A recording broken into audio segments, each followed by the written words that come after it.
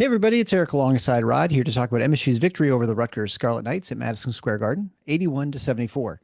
Quick word of thanks to our supporters on Patreon and Substack, specifically Patreon supporters at the Mateen Cleaves level: Bill Church, Brian O'Donnell, Michael Bosnick, Chad Hickey, Mike Huntoon, and Scott Driscoll. Draymond Green supporters: Adam Walzak, Dan Rankin, James Benton, Jim L., David Brame, Doug Robinson, Daniel Dranak, and Joe Hollis, and all the Scott Scout supporters, as well as Rich Wagenheim and Kenneth Cremett on Substack. If you want to support the show, please head over to our support page at tffinots.com/support to get the necessary links.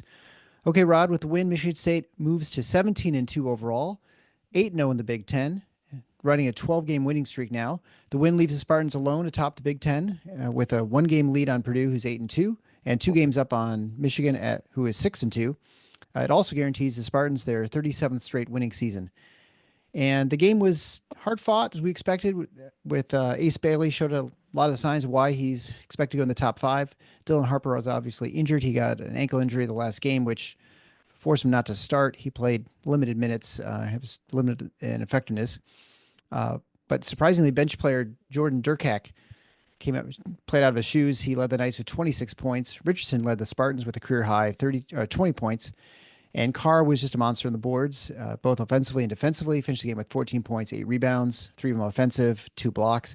And probably most importantly, he was assigned to guard Bailey most of the game. And although Bailey scored some points, he certainly was far less effective than he could have been. Let's start with that, because that to me, and no offense to Jace Richardson, who also was a huge part of this win, and we'll get to him, but Cohen Carr was the story of this game. This is a Cohen Carr game, and this is the reason I say that. You started to touch on it. We said in the pregame, look, you're not going to shut these 2 freshmen down completely. Right. You know, Bailey ended up, I think, with 18. Yeah, which is a little under his average of 20. But what we did say was, you want to make them inefficient.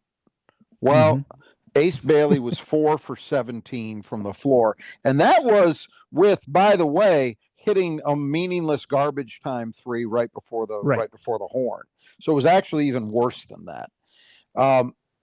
Cohen Carr wasn't the only guy who guarded him, but he was the primary guy. And I haven't seen somebody play that kind of game against anything close to that kind of talent in a Michigan State uniform since Brandon Dawson. And that's where I start with my comparisons, because when Cohen was recruited, that was a name I did it, lots of other people did it, bandied around, said, hey, this is a comparison point, because he was an exceptional athlete. I think Cohen's a little better athlete than BJ, which is saying something, but it's true. Yeah. And Cohen also had that same kind of size, 6'5", 6'6", and looked to already be very solidly built, and with the frame to maybe get even stronger. And that was that's what elevated Brandon Dawson, is that he had both the athleticism and the strength to just be an offense wrecker at the collegiate level. And we've seen all year this season, in his second season, Cohen has made huge strides defensively. You see just a vastly improved understanding of Michigan State scheme, what they need from him, staying with fundamentals, and also at the same time being capable of making loud plays, like a big block shot. We see that frequently from him, especially coming from the weak side. But we haven't seen a game like this. The defense was a big part of it, no question. But he also had, as you said, 8 rebounds. That might be his season high. If it's not, it's right there. May have tied the season high. Yeah, I'm not sure. It's right there. And he was attacking the ball. Then you look at the things that we've been seeing regularly with him on the offensive end, where he's finding different ways to score. He, again, had one of those highlight reel transition dunks where there's an angle out there that somebody shot where you see how close his head is to the rim on that dunk. I'm talking about the transition from Fears, I think. It was a tomahawk. Yeah, it was a tomahawk dunk. And it was crazy. how high he got up. But he's good for, a couple of those every game. We know that. And then we were also seeing his ability to go off the dribble and get to the rim and finish. Right. So we saw all of those things. But I think putting all three of those things together in the same game was phenomenal. And he's not the same player as Brandon Dawson. I don't want to take it too far. He's a better offensive player, frankly, even right now than BJ ever was. I don't think he's as natural a rebounder as Dawson was, but I think he's got, as he showed today, he's got the potential to be every bit that kind of player. And now we're seeing him becoming that kind of defender, a guy who is extremely versatile. I mean, let's remember, he was giving up 4 inches in that matchup today. And it didn't matter. It didn't matter. Yeah. And that's why I don't want to get too far ahead of ourselves. A lot of people have this problem when it comes to Michigan. But I'm telling you, Danny Wolf, put Cohen Carr on him and get into his ass. It's over. It's over. That kid will have 10 turnovers. But that's what you're seeing. You're seeing Cohen Carr emerging as a guy who can just maybe not quite eliminate a pro, but he can make him work his ass off to get anything he gets. And it's not going to be efficient.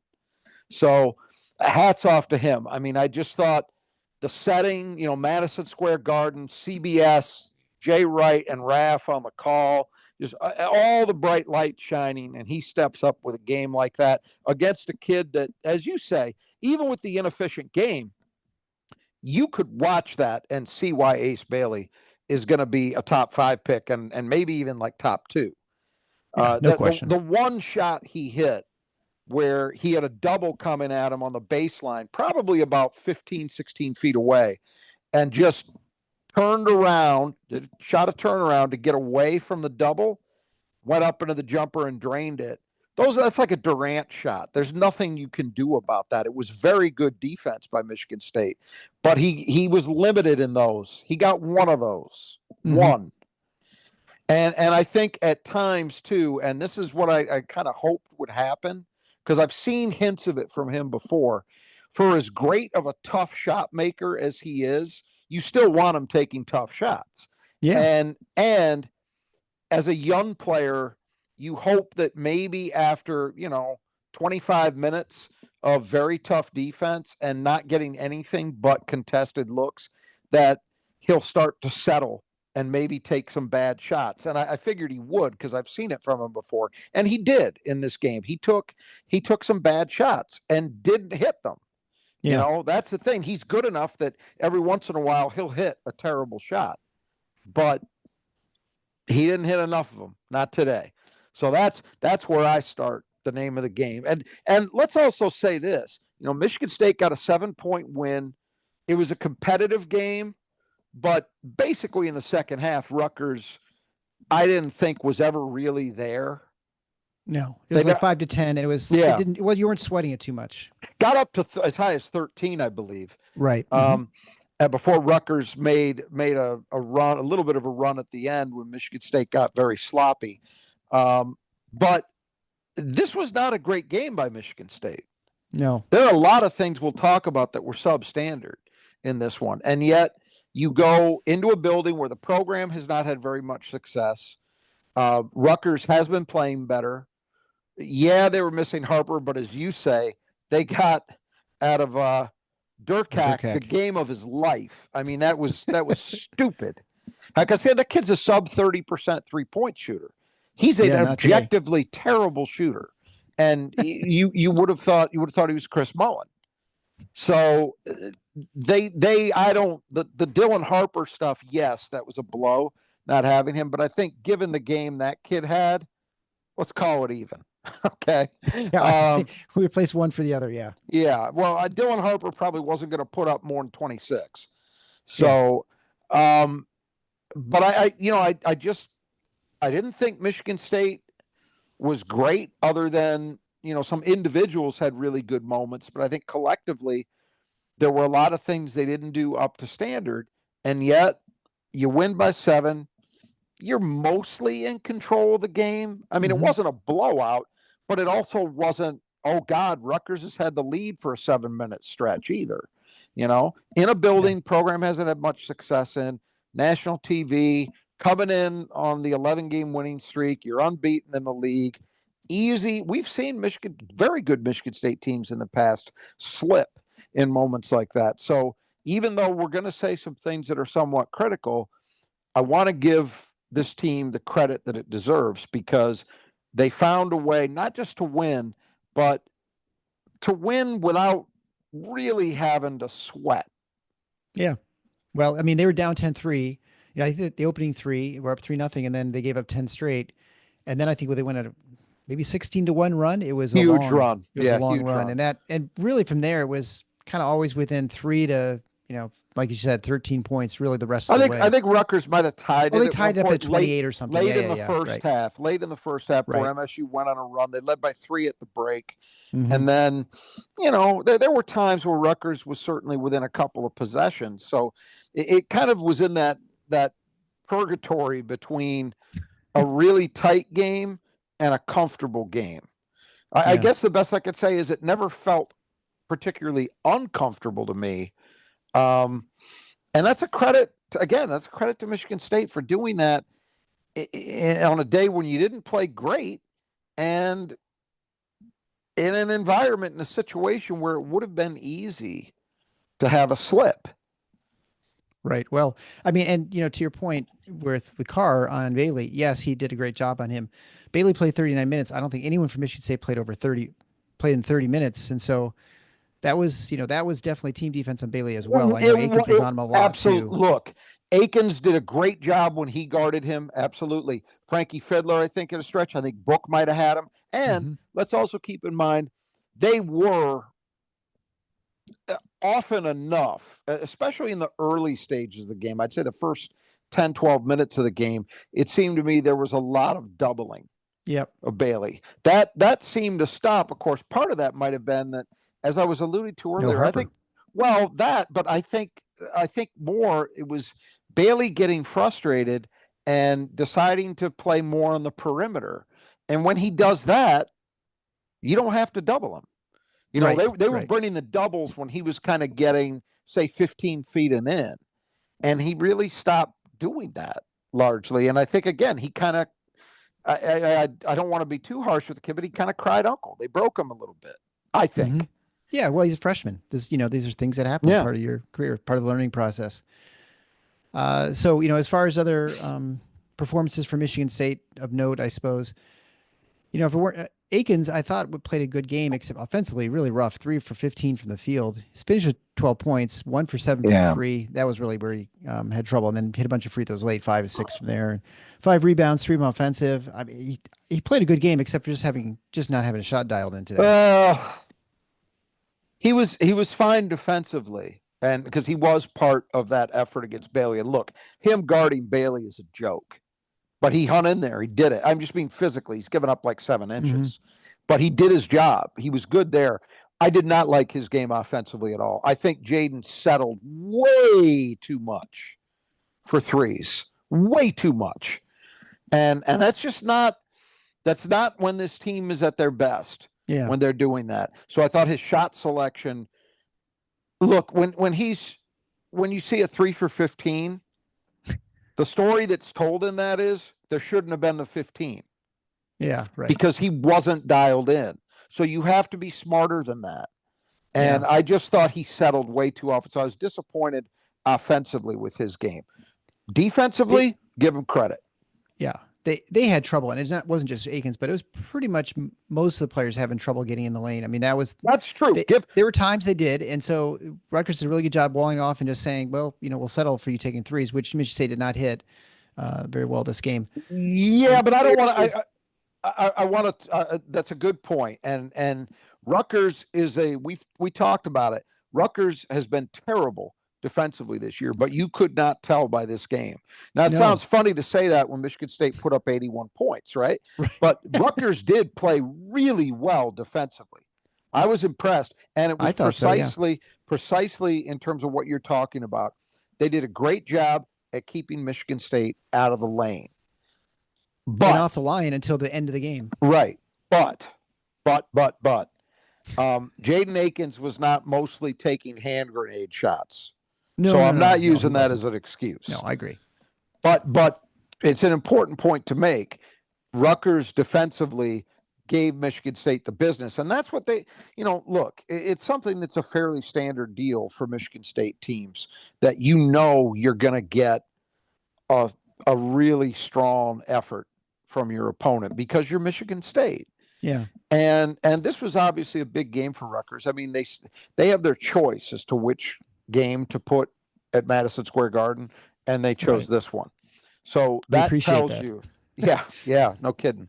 But that tells you how seriously they took it. And I thought you saw that. You mentioned that 10-3 run to start the game. I mean, they were jacked. Yeah. They Turnovers, were absolutely, they were doing all kinds. Yeah. they were just, their energy level, you could see it. They were just jacked. So they clearly give Steve Peichel credit. He's a very good defensive coach.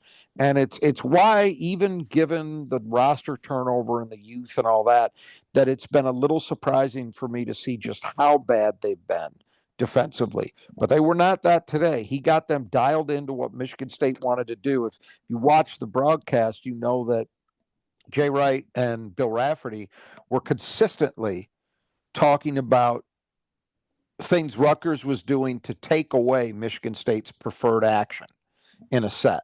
So they were very well drilled.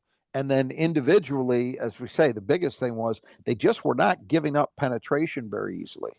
Michigan State really had to work for it. I think that had a lot to do rather with why Jeremy Fears really struggled today. Probably his worst game in weeks and weeks. It's because he wasn't able to get into the lane. So they did a really good job containing him. Yeah, and so that made it tough. But the one guy, before we go any further with anybody else, I said we'd return to Jace Richardson, and we really should, because career high 20 points. He was fantastic. He was the one guard that I thought consistently was poised enough and tough enough to find ways to make plays, even given the way Rutgers was defending.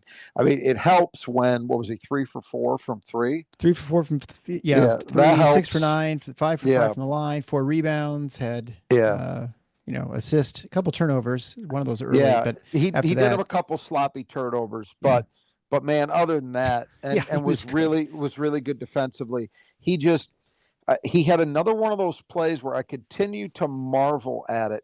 The difference between him and everybody else, every other guard on the Michigan State roster, is he has an ability to, in midair around the rim, turn his body and square it to the rim that nobody else matches. I mean, when you see Jaden Akins get fouled, sometimes he'll convert, and this isn't really a knock on Jaden because it's, as I say, it applies to everybody except Jace.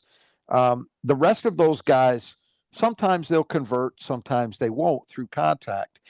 Usually when you're seeing that, they are not square to the rim.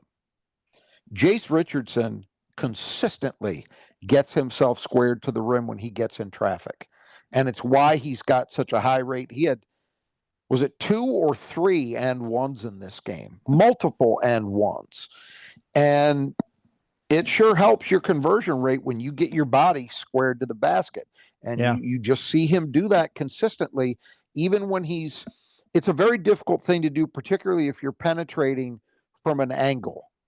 So you're not going, if you're going straight down the lane, okay, you're probably square to the rim. But when you're coming from an angle, very difficult to do. You have to be able to contort your body in midair, and he does it as well as anybody I've seen in a Michigan State uniform in a long, long time. I don't even know. I'd have to think about it. Who was the next or the last guy who could do that the way he does? So that was a big part of it, as we said, hitting the threes, which was welcome for him because he'd actually been struggling a little bit lately, even though on the season he's their best shooter from out there. But he'd been struggling a little bit recently, so good for him to get back on track because they're going to need that. They're going to need him as a guy who has shown he can more consistently, probably than anybody else, hit those shots. They're going to need him to step up. And Jay Wright talked in the broadcast about being at Michigan State practice earlier this week and how it's something that Tom Izzo is going at Jace about, trying to get more of that out of him. Not that trying to get him to be more selfish, but just to maybe be a little more assertive, not to defer as much, take those looks. And I think we saw that today. You know, Yeah. when he goes out and he scores 20, I mean, it still wasn't a crazy, what do you have 9 shots from the field? Nine It's field goals, yeah. not a lot, but It's just efficient. when you are as efficient as he is, man, that's all he needs. He gets 9 shots up, he's probably going to be at least in the mid-teens. Sure. Yeah. And Well, and he definitely was in a, I don't want to say a slump, but he certainly, I don't want to say it's a freshman wall, but he was in something where he just wasn't quite as efficient the last few games. And so it's nice to see him kind of bounce back from that as well. I think that's fair. I wouldn't quite put it in the freshman wall category, but yes, he was not. And keep in mind, we're talking about a high bar he had set for himself in terms of efficiency. Yeah. So it wasn't that he didn't have a 3 for 15 game. Let's put it that way. No, but, that's true. But it wasn't quite what it had been earlier, and it was great seeing him get back to having that kind of game in this one. But he's just such a great player as a freshman, to have somebody that's that poised, that together. It's just remarkable. There are about 2 other players I thought worth mentioning. One is Booker, I thought, who had, absolutely. He had an intensity to him the entire game. Now, I always say it helps when he gets a bucket early, which he got. He'd been on the floor not very long, and he scored. And then now he missed his threes, which he's still in love with that. And I think he's going to be there. Well, we should say his 3-point percentage certainly would have been a lot better today had it not been for Akins and Booker, who would have combined 1 for 11. He was over 4. But other than that, he had a couple takes where he went hard into the inbounds, and I thought defensively he did not. I didn't notice any fog outs. I mean, maybe he did, but he definitely was really locked in. Well, here's the thing. I think with regard to his threes, unlike Jaden, I didn't have any problems with the threes. No, they seemed like reasonable shots. Yeah, they were good shots. They came in the flow of the offense. He was open, didn't force anything. And the fact that he didn't let that take him out of the game, he kept attacking. And he also, by the way, got himself. He rebounded one of them. Well, he got himself to the line for 4 attempts, which is good to see. 3 for 4. The 4 rebounds, I think he had a couple rebounds where it kind of shocked me how he was attacking the ball. Yeah. And that's what he has to do. And then 4 blocked shots. And you're right, he didn't have any noticeable breakdowns that I recall. He had 1 bucket scored on him, which frankly should have been an offensive foul. Somerville hooked him and scored on him in the post in the first half. That should have been an offensive foul. But other than that, I don't remember him giving up very much. And look, 4 blocks. That he had that one where kid was out in front of him. Kid was out in front of him, and you just never know. Okay, is Book lining this up, or is he going to be too anxious or too late? With the reaction time, and it was perfect. They ended up scoring on a fluke off of that. But It was a great defensive play. I'm with you. That was a really impactful game. There's something, I don't know if this is total guesswork on my part, but there is something to me that I've kind of noticed, that he seems to get a little more jacked up when he's facing not just high-profile guys, but high-profile guys that he's probably had dealings with. So in other words, guys who were still like freshmen or sophomores. So people he's been in camps with, people he might have seen, although he didn't play on the shoe circuit, but maybe saw in AAU. But guys who are other highly rated players that are, again, guys that he would have seen before he started college. So to me, I don't know whether you noticed it, but I did. It's very clear Jeremy Fears, Jace Richardson know Ace Bailey. And I'm sure they know Dylan Harper too, because they were jawing, and it seemed good natured. It didn't seem hostile at all. I don't remember if any of those guys were teammates, like on a Team USA or anything, but they clearly knew each other. And I'm guessing Book knows them too. Sure. Or if nothing else, he knows them by reputation. And it just seems to me, it's totally an anecdotal impression. I haven't done a deep dive to figure out if I'm right about this, but there's something there that I see him, like the game against North Carolina. Right. There were some guys who fit the mold I'm talking about, and he played extremely well in that game. So there might be something to that, but regardless, I'm with you. If you're going to mention a third guy outside of Carr and Richardson as an individual, he'd be the third. And I'll mention one more, and Yep. this will be it. And I that's think Carson I'm gonna. Cooper. Okay, I got one more after that. All right, so Go I said ahead. Carson Cooper, 3 points, not a huge game offensively, 5 rebounds. He had 5, and then, but I thought it was defensively really good and not, not overwhelming game, but he was really solid out there. And I think, you've mentioned many times the importance of having Carson Cooper on the team. And he showed it once again, this ability to move and guard all over the place. And it's like everybody, like I said, it's like a junk drawer. You got all sorts of different pieces that you can pull out whenever you need the right tool. And he's going to be a tool you're going to need a lot. And so it's nice having him there. Absolutely. There could be, as we're recording this, I'm watching the end of Oregon, Minnesota, and I could see Carson being needed to take some turns on Dawson Garcia. Sure. Who's a 6'10", 6'11", and extremely mobile. You need somebody who's got Carson's physical tool set. Now, I don't recall, did he come back after that ankle tweak? I don't think he did. So. But I don't know that he would have anyway. So I guess that's something to watch. It didn't look terrible to me, but who knows?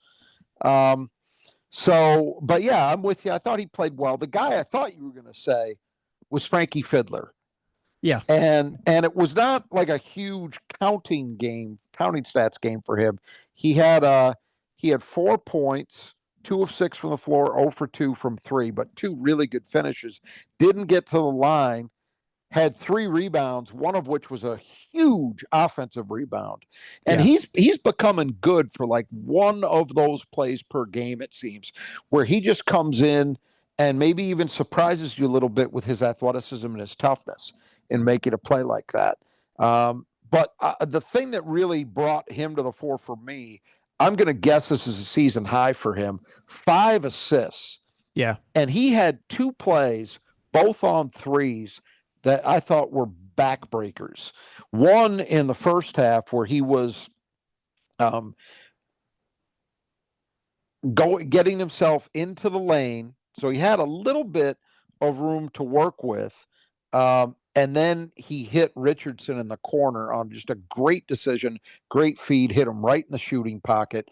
And then in the second half, he had a play where he had the ball. He was semi-open for a 3, but he kind of faked the defender. Yes. He did not kind of. He ball faked, hit the defender with a ball fake, which bought Jaden Akins just a little more time and a little more room. He then hit Akins in the corner, and he hit his one made 3 of the day. So I thought, coming off that spin move to hit Jace and then that ball fake to hit, and he's been doing that more often with the ball fake stuff. He had another play I don't think we even talked about in the Illinois game, which was just brilliant, where he had the ball kind of maybe a foot or 2 into the lane, and he used a pass fake to create space for himself to finish a play. He's just you're starting to see. Oh, he also had a huge block in this game too, which led to a Trey Holliman. I don't see it listed in the stats, which I thought was weird. Yeah, I swear he had one. He did have one. That's a miss then. Yeah, because that was a great defensive play. They might have given that to somebody else, but it was him. Absolutely. Yeah. That's what he's doing now.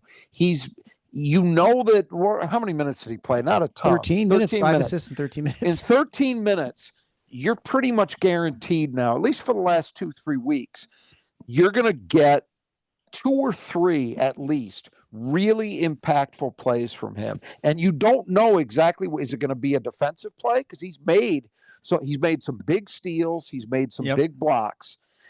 Could be an offensive rebound, could be a 3, could be making a pass to somebody. I mean, he's just any phase of the game, he's capable of stepping up and delivering. And some of those minutes he played were minutes where he was guarding Ace Bailey. And you know what? I don't recall Bailey really taking advantage of him either. So he held his own Couldn't there. have, yeah. Yeah. So hats off to him. I thought, even though the scoring number is not large, I thought he really mattered in this game. Yeah. All right. Well, let's talk about the player you needed to keep in the gutter, brought to you by the Brothers Just Two Gutters, who is Ace Bailey. Friends, if you have gutters in your house, which almost all of you do since you're in Michigan and it rains quite a bit, make sure you have someone taking care of those gutters. You know, if you don't want to do it yourself and get up on the ladders and, you know, hurt yourself. So nothing's worse than cleaning out the gutters, especially when it's about 10 degrees out. But there's some guys who will do it for you. So contact the Brothers Just Two Gutters. They can come by and do it. Even this type of weather, they'll come by and take care of things. You get 10% off. You mentioned Final Four when you get your estimate on our support page at tffinots.com/support. They can not only clean them out, they can put leaf guards on, they can replace things, they can repair them, downspouts, whatever it might be. They can take care of the gutter work so you don't have to.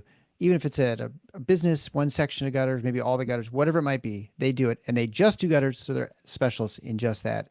So don't be like me and have a tree growing in your gutter. Take care of it today before it's a real problem. All right, so Michigan State was tasked. Can we just stop there just for a second? Yeah, sure. I didn't get a chance to mention this to you, but on Thursday, I think it was. Yeah, it was Thursday. I was on Jack Ebling's show, The Drive with Jack, his radio show. Okay. And he brought up that he was talking to someone about our little podcast here. Yeah. And the person he was talking to about it, he was saying, yeah, you really should listen to it. He goes, oh, I listened to it. So those guys are brothers, right? And said, no. He said, no, I think one of them, he said they do they clear gutters, right? He said, no. One of them's a lawyer, one of them's a doctor. But I then shared what I recall your story was about being at a game with the brothers and how excited one of our listeners was to actually meet the brothers who just do gutters. Is that, have I got that correct? Yeah. Yeah. So it's kind of a little bit of a movement here. Yeah. We got people excited about gutter work. I mean, you know, that's saying something. And that we're not even talking about bowling, right? This is like right. So right. Yeah, well, they are, and just here's a spoiler, they're not actually brothers, just so you know. I mentioned that too. I said I don't believe they're related. They are not. They both started the franchise at the same time. So that's why they're really familiar with each other. And so they're like brothers. They just aren't brothers. They're pretty right. Yeah, it's exactly just like, a teammate, right? It's like, I'll take this side of the state, you take the other side. We'll work together. Yeah. So Michigan State was tasked with holding Ace Bailey down because we suspected that the two probably of Harper and Bailey. Harper was a little hurt, and we definitely saw signs of that. And Bailey had been more consistent. So Michigan State was tasked. I have a stats all wrong. So it should be one. He was 4 for 17. I don't know how that 1 for 3 started there. So 4 for 17 from the field, 2 for 5 from 3 with that one garbage logo 3 with 5 seconds left or something like that. He was perfect from the line at 8 for 8, finished with 18 points. It's just a titch under his season average. 9 rebounds, 7 of them offensive. I think he had 3 in that one possession in the first half, and he had a couple, again, garbage time at the very end of it. Not to say he wasn't very good throughout as well, but no assists, 3 turnovers, 2 steals, no blocks. You could not say he was kept in the gutter. However, I think what we said is what the best you could hope for is to make him really, really work hard for those 18 points, which he really did have to. And so I think largely they did a good job on him, despite him scoring almost 20 points. Look, that's exactly what we talked about. Said you're not going to stop these. Harper obviously was banged up. I think he scored 6 points, but it was in limited minutes, and he started the second half, but then I think he lasted about a minute and a half, and that was it. And frankly, you could tell, even when he was out there, I didn't think it was.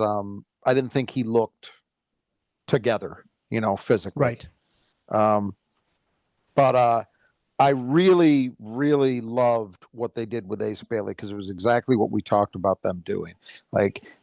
He's going to get his points, or nearly his points, but make him inefficient. Make him have to take a bunch of shots to do it. That's exactly what Michigan State did. And all credit to them. We've talked about it, the individuals, and I think also, especially in the first half, the team defense approach.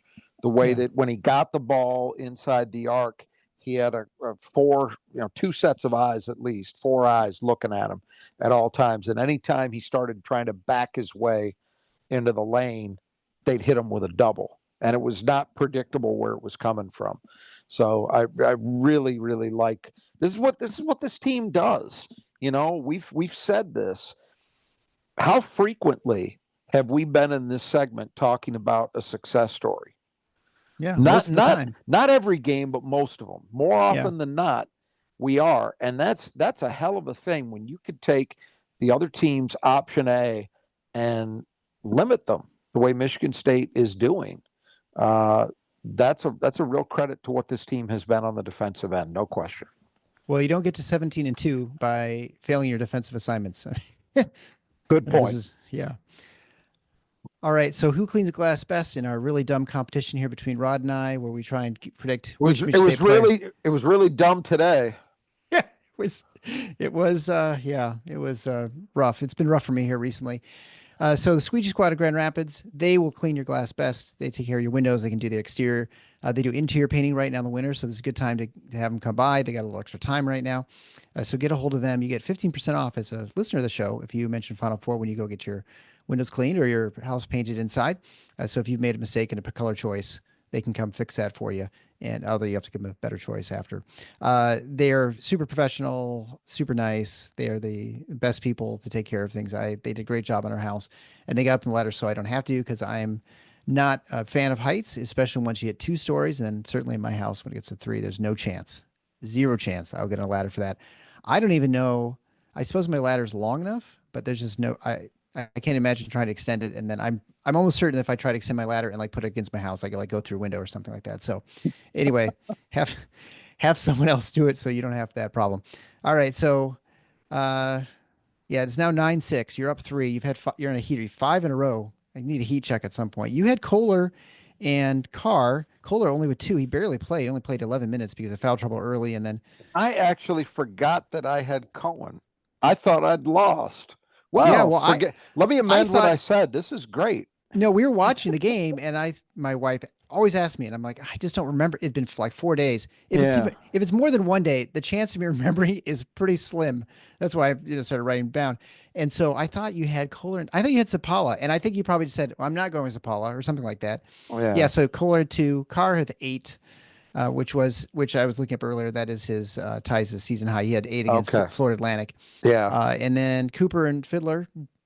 I'm living in the past, so I picked the guy who led them in rebounding before, Fidler, 2 games ago. Anyway, so Cooper and Fidler did well. They had 8 rebounds combined, but Carr and Kohler with 10. So you win again in this really dumb format that we've adjusted to now.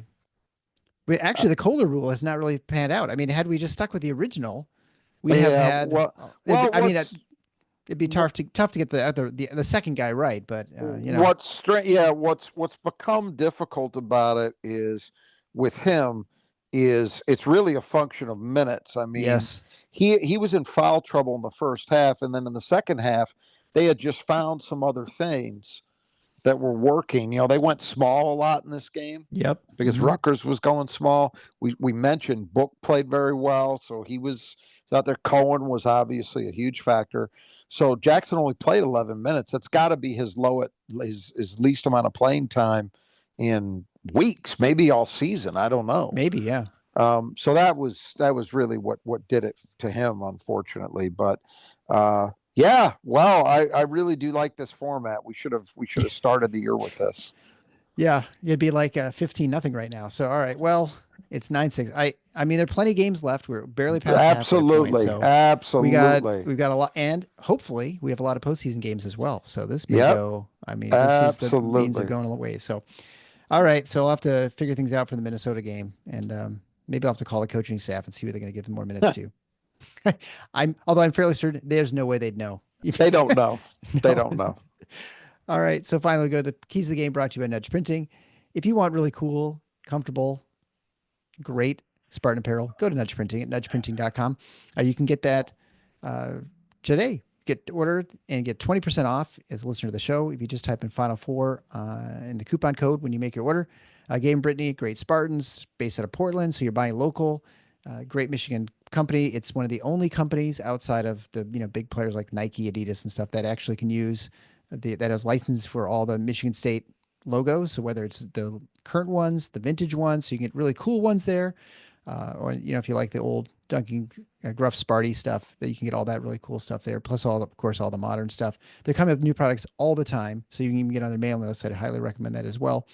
You can get Fatheads, and then of course a number of other teams, whether it's the other schools in the state of Michigan outside of the Wolverines.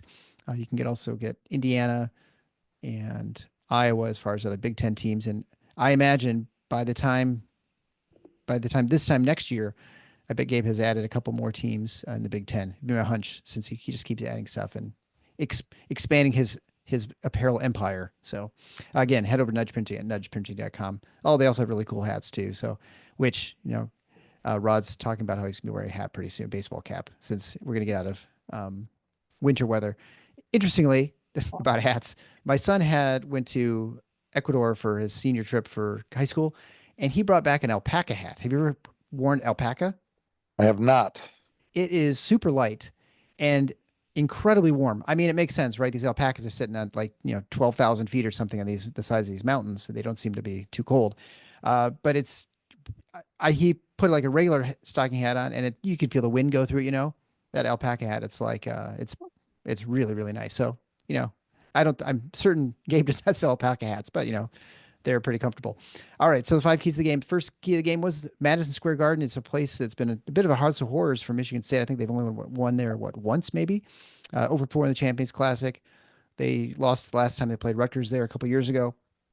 So they overcame those demons for what it's worth, and managed to put one on Rutgers pretty comfortably, I'd say. I had forgotten Michigan State's played more games there in Izzo's tenure than I'd recalled. They played Jack Ebling reminded me they played a preseason NIT game. I can't even remember who it was against forever ago. Mm-hmm. They played Georgetown there like in January one year. Yeah, that was like a nightmare game or something. Yeah, it sure was. So Izzo was 4-13 coming into today in his tenure at Madison Square Garden. So rough. Bad stuff. And Michigan State, I think, responded well. It was far from a clean game. Any time where you have 10 turnovers in the second half, what they have, 15, 16 for the game? Yeah, 15. I think so, something like that. Yeah, that's not a clean game by any means. But I didn't think it was because the lights got to them. No. I just think Rutgers really responded, as we talked about earlier. I thought they really responded. If that's not their best defensive game of the year, I'd be shocked. I mean, I just think they were really, really dialed in defensively, and they were physical at times, and they just made it tough on Michigan State, and it led to a lot of that. But a lot of what happened. But that was why MSU had those problems. It wasn't because I felt like they were intimidated by the environment at all. Right. And so, I think we can, people are still going to talk about it until you got a winning record, which probably is not going to happen for Tom Izzo, I'm going to guess, unless he's here a lot longer than we expect. But it shouldn't be a big talking point the next time it comes up, which I don't know if they're hosting tournament games this year. That might or might not be a possibility, but next year's Champions Classic is there. So we'll feel a little bit better about their odds in that one, I think, coming off this game. Yeah, the one big red mark for defensive performance for Rutgers in this game was their 2-point field goal defense. They gave up 22 for 37, so pretty horrendous. Yeah, we should say just destroyed them from inside. But I would say this. That's a fair point, but I think they did a good job, as we talked about, of limiting the attempts. I think Michigan State wants to have a few more attempts than that, and even they kept. I think you said this earlier. They did a great job keeping Michigan State off the foul line until late, when it just got Yeah, it got a little blown silly. out. Yeah, right. Yeah. That was actually a pretty good job of defending without fouling. Yeah, I don't have it in front of me, but I think State got there like maybe 8 or 9 times the first half, and it wasn't until very 10. late. They had 10 at halftime. 10 and a half. Yeah. And Like yeah, they were at like 14 or 15 for the game until very late, and then it just got crazy at the end. Right. I mean, I think it was like they had 14, and I think Rutgers had about 23 or 24 Yep, at that point. There's a huge absolutely. disparity, and then they caught up at the end when Rutgers was trying to foul to get back in the game. 100%. Yep. All right. So second key to the game was the stars. So star power, obviously, Ace Bailey, Dylan Harper, and Harper was sidelined with an injury. So how effective he was and how much Michigan State actually stopped him, kind of hard to say exactly. He finished with 6 points. Bailey, of course, got his 18. We already talked about how they generally made it hard for him. And Harper certainly did not seem like a hard cover today. And again, I don't know how much that was due to the injury. Probably some. Yeah, I mean, we didn't really get a good view of what Dylan Harper is. I mean, he scored a little bit when he was out there, but it was clear to me. I've seen him play a fair amount this year, and enough to know that he didn't look himself. But that meant it was 1 star, and as we've spent a lot of time talking about, I could not have that was near the top level of what I had thought Michigan State would be able to do with Ace Bailey. So, you can't really expect much more than what they gave you. Right. And certainly with Jordan Durkak, you'd never expect that. I mean, he's not a star, obviously, but that was the game. That's the point. The point is you probably can't take those guys away, but you make them inefficient and make other people beat you. And so, one guy went off. Congrats. But it didn't matter in the end. They didn't have enough beyond that to where they could ultimately hang with Michigan State and get a win. Yeah. So then we move on to the third key to the game, which is the boards. On the bright side, Michigan State out rebounded Rutgers by 10. It's interesting looking at the difference that, like, I go to Torvik and they only have a 31% offensive rebounding rate for Rutgers, and they have a 34.5% rebounding rate for Michigan State, which I do too. But I think Rutgers had like a 33%. They must have had some ones that were out of bounds or something that they got team rebounds or something. They had a 33. They slightly out rebounded Michigan State. I think it was like 33 to 31, something like that. Well, Michigan State was 34.5. So they definitely out rebounded Rutgers. So slight. A little bit. Yeah. They're basically even. This is, and I think when it comes to second chance points, I think Michigan State certainly had an advantage there. They had, I think the 16 to 12. I don't have it in front of me right now, but they had a few more second chance points than Rutgers. 16 to 11. 16-11. So they had a little bit of an advantage there, but not a huge difference. But I'm telling you, all fair. It's okay. They had a little advantage, but this is, and I want to give Rutgers credit. We've said it a few times already in different contexts. Rutgers, I thought, came out and competed today. Mm-hmm. Yeah. I mean, Steve Peichel had them ready to go. So give them credit. They were amped up, and maybe maybe it was more them than Michigan State just not doing what they're supposed to do. But the defensive rebounding, we had hoped that the second half shutdown of Illinois was a sign that, all right, maybe they're getting back on track. I look at this as a step backward. Not necessarily a disaster, but not what you want to see. Yeah. And because Rutgers is not a good outfit. Give them credit for how hard they played and all that, but they're not a good rebounding team. Michigan State should have taken care of business, and they didn't. Now you could say, well, small lineups, and Jackson Kohler wasn't able to play much, and on and on and on. I don't buy any of that. Yeah, I think Kohler I do think Kohler is an explanation. It's not an excuse. The fact that he didn't play, because I don't think there's any question he's their best defensive rebounder on the team. Yes. And when he doesn't play as much, they don't do as well on the defensive boards. You'd hope someone else could do that and cover that. You'd think Booker or Fidler, Zapala, Cooper, whatever. I really thought Cooper was pretty good for the few minutes he played. It was disappointing, and I do think it felt like just a couple flurries. Like it was a couple possessions, like they get like 2 or 3 offensive rebounds in the same possession. Yeah, but you can't. I'm not saying those can kill you. I mean, you just can't have it. And so This is one of the things I was talking about. This and the turnovers, when I was saying, it's great that they were able to get a win on a day where they didn't really play that well. And they didn't hit the mark in a lot of the areas that they've been consistently good in this year. And those are the ones that I'm talking about, particularly, especially the rebounding.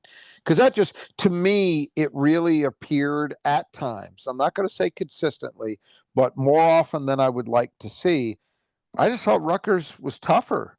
I thought they outcompeted Michigan State. And you can't have that. And that shouldn't happen.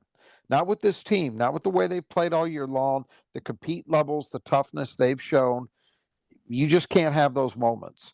Because if you're playing a better opponent, if this is to mention another team that's been very subpar rebounding the ball this year at both ends, if you're playing Purdue and you let Purdue rebound the way Michigan State had Rutgers rebound against them, you're going to get beat.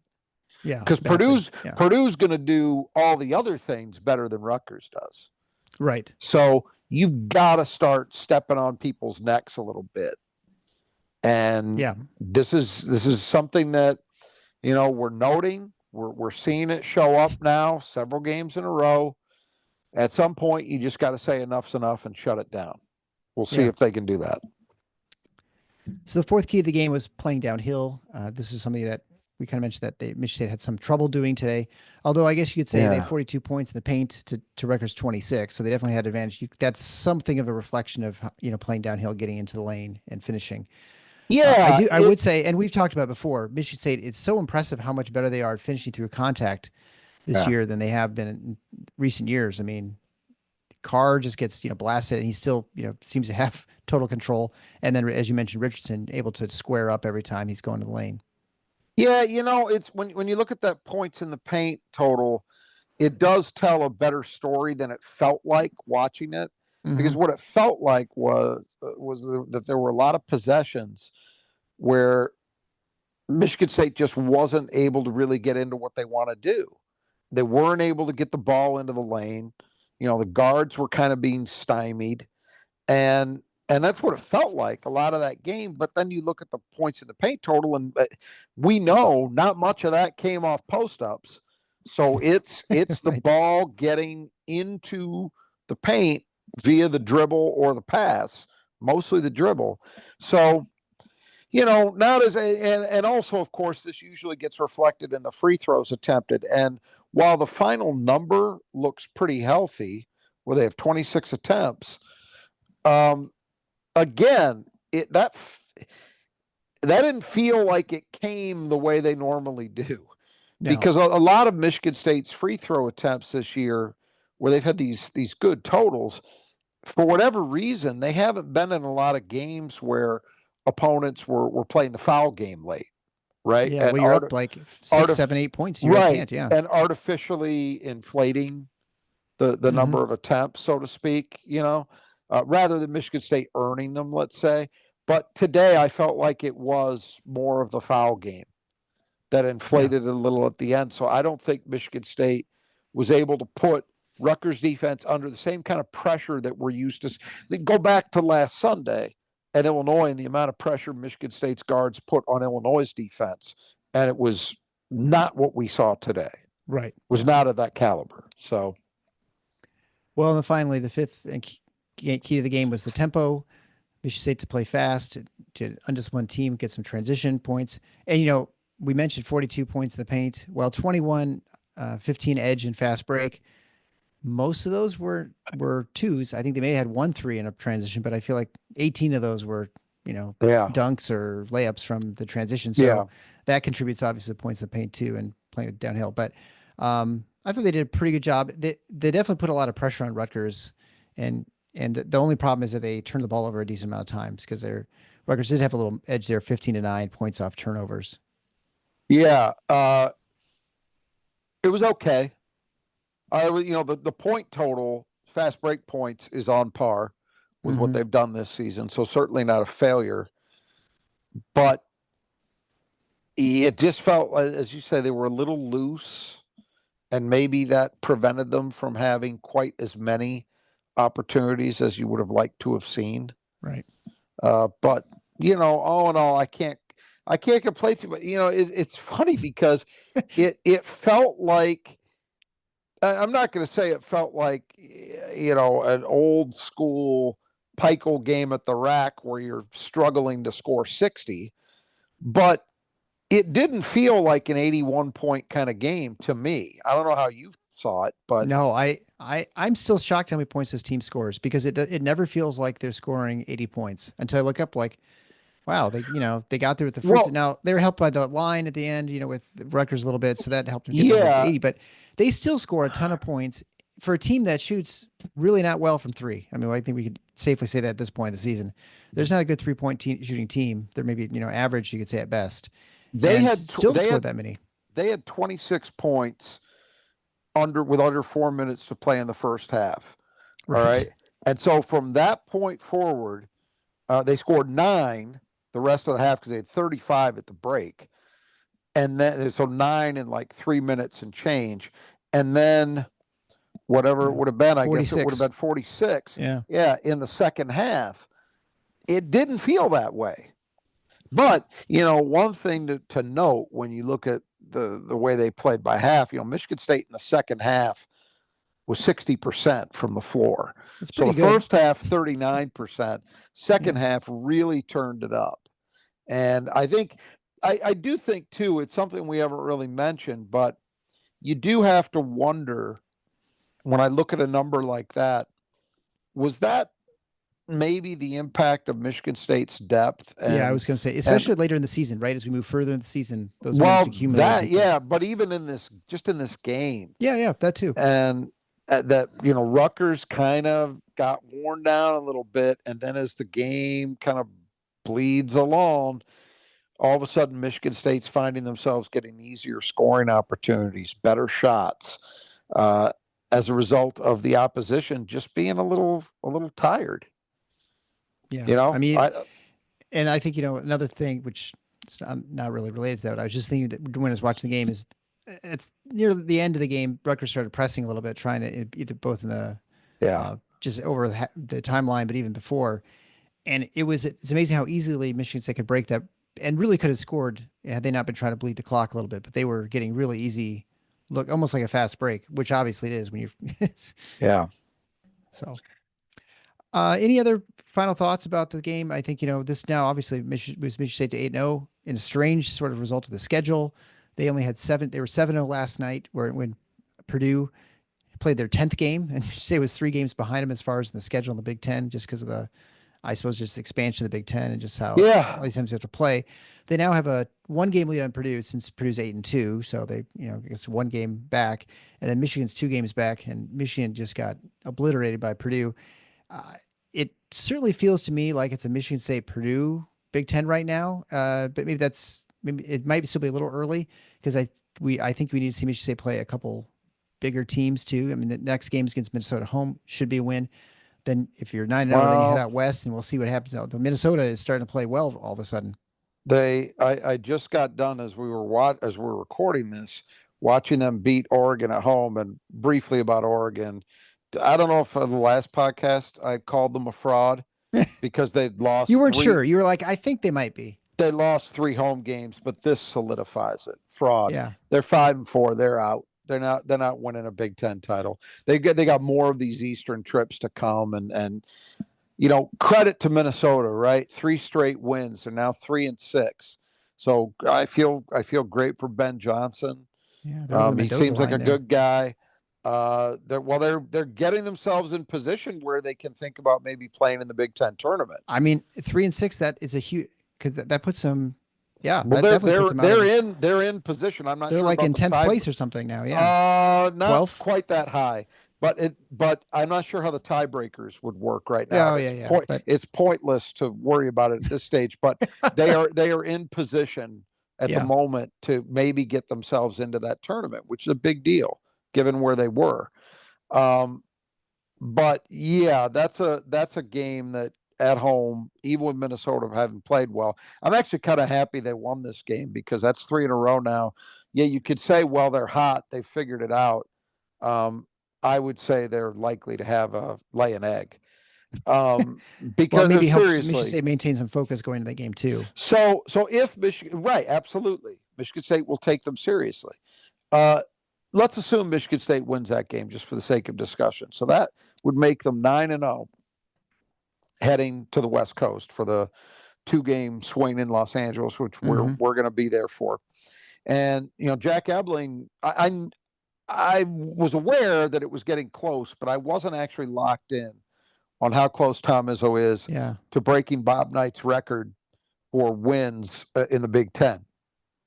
If they beat Minnesota, and if they beat USC at the Galen Center in the first game we'll see out there, he would be going for the record at Pauley Pavilion.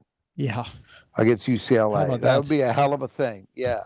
So I'm excited, hopefully, knock on wood, to get the chance to maybe see some history out there and in a building that, Lord knows, has seen plenty of that. So look, we've said this all along. People want to come at the schedule, all that. Okay. Yeah, we've seen enough, haven't we? With these other teams, Purdue losing at home to Ohio State. Well, Michigan State beat that team on the road. Yeah. Illinois, are you kidding me? They got 4 losses. Take a seat. Michigan. But the refs. Yeah. Michigan gets beat by Minnesota, a team Michigan State blasted at Williams Arena. And then they went out and just got, I knew they were going to get beat by Purdue. You don't see Purdue lose 2 straight at Mackey when they've got any kind of a team at all. And you knew coming in off that Ohio State loss, they were going to be ready to go. But I don't think anybody saw quite that coming. Michigan's got problems. That's I'm not quite ready to say fraudulent, but I'm getting close. because the problems that I've talked about all along, that they had 22 turnovers in that game. 22. Yeah. You're not beating anybody doing that. And they don't rebound well defensively. And quietly, it gets hidden because their overall numbers were much better. But in conference play, they've been a pretty bad team defensively. So there's a lot of stuff that's working against that group. So where does that put Michigan State? Well, if I had to, you're right in that it's too early, because there's a ton yet to unfold, right? Yeah. We're what, 40% of the way through Michigan State's Big Ten season. That means there's more than half to go. So there's more that can happen. And I'm not remotely dumb enough to believe that this Michigan State team is immune from hitting some bumps in the road. That's possible. They're not that. Magic Johnson's not on that floor. And by the way, when he was on those floors, his team lost games they shouldn't have too. So anything can happen.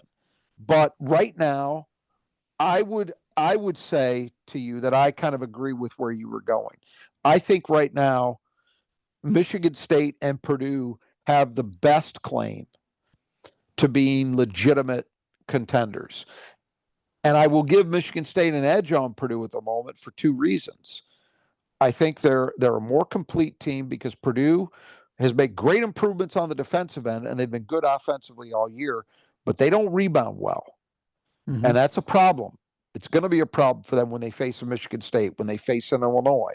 These teams that can get on the glass, that's a problem. And the other thing is, the one time they play, it's at the Breslin Center.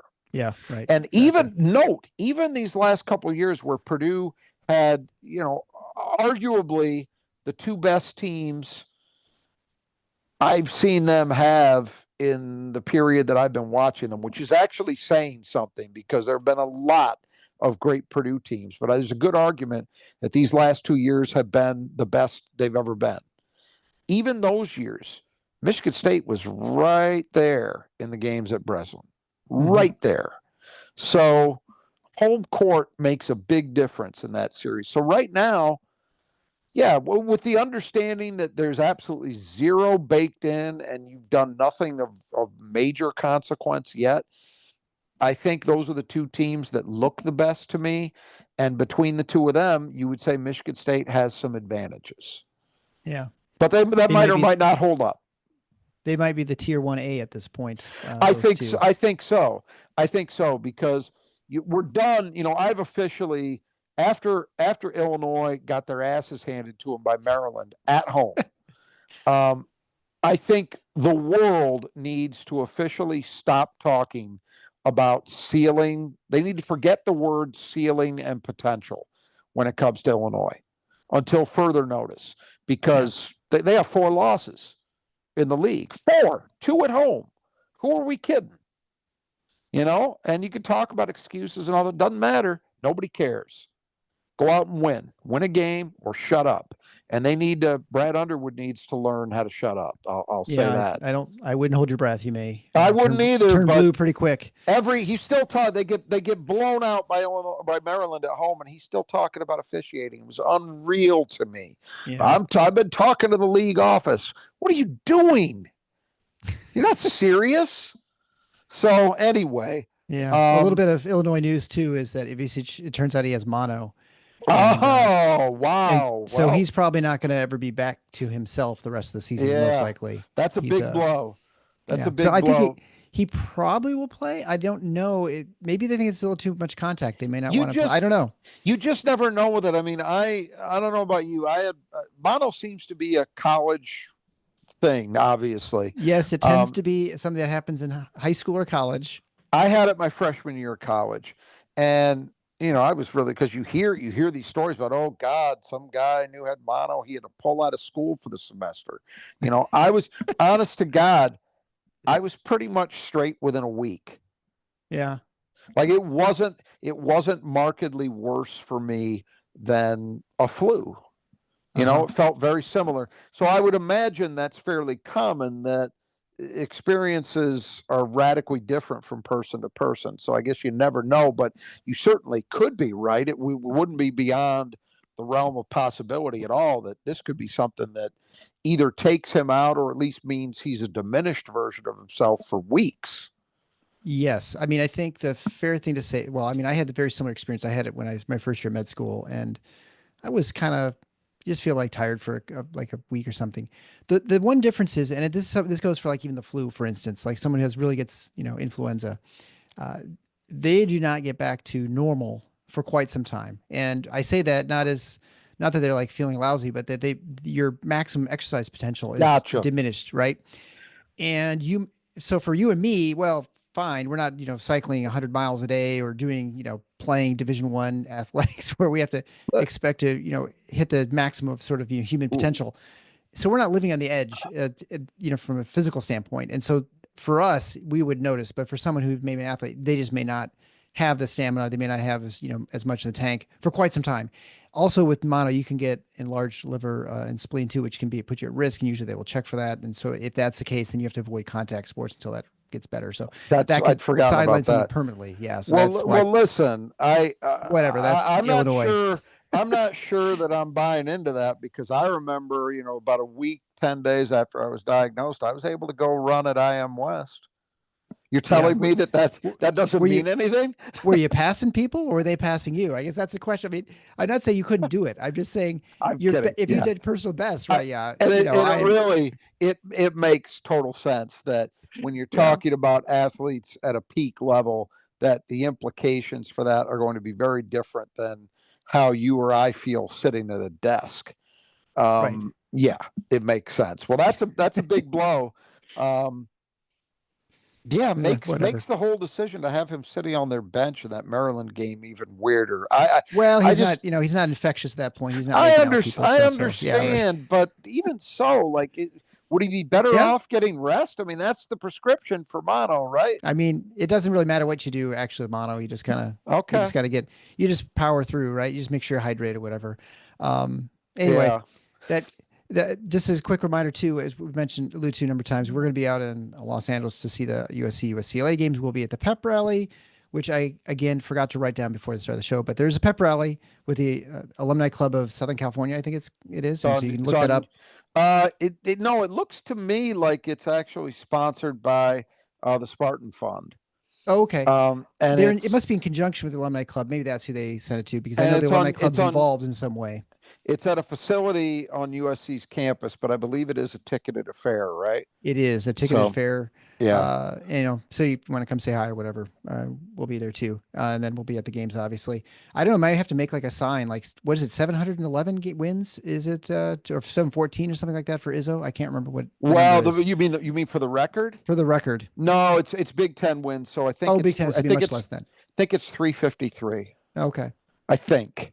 Yeah. But yeah, it could be a really big week, and believe me, it has not escaped my thoughts that if assuming Michigan State wins against Minnesota and we go out there and this doesn't go well, we might be wearing the bad luck tag. It's our fault. Now, Let's only if it let's starts hope. snowing. If it starts snowing, then you can blame me. Well, That you can definitely blame me. I got news for you, man. The first 2 days I saw lows in the 40s What? out there. Oh, I'm not kidding. man. Highs in the high 50s. So maybe not quite snow, but chilly enough. So yeah, probably it'll be anyway, just ashes, I suppose. All right. So yeah. all right. Well, I guess we'll get out of here. We'll be back, turn around, as we're going to be turning around a lot in the next couple of days because, boy, I mean, these games are like the breaks are all done for Michigan State, I think, all the way through the end of the season at this point. I mean, as evidenced by them being 3 games behind Purdue, as far as games played. So. Breaks like this, yeah. There's some. I was looking at the schedule earlier today. I mean, there's a. They get days between USC and UCLA, obviously. Yeah, but I mean, there's 1 or 2 times where I think they might have 4 days. Yeah. Between games, but there's a lot of 3-day gaps. Yeah, 2-day gaps. Yeah, pretty consistently from here on out. You're right. So plenty of content. Make sure you've subscribed to the show if you've not already. If you're watching YouTube, subscribe, hit the like button, leave 5-star written reviews on your podcast player or on YouTube. We really appreciate those a ton. And so until next time, the Final Four is on the schedule.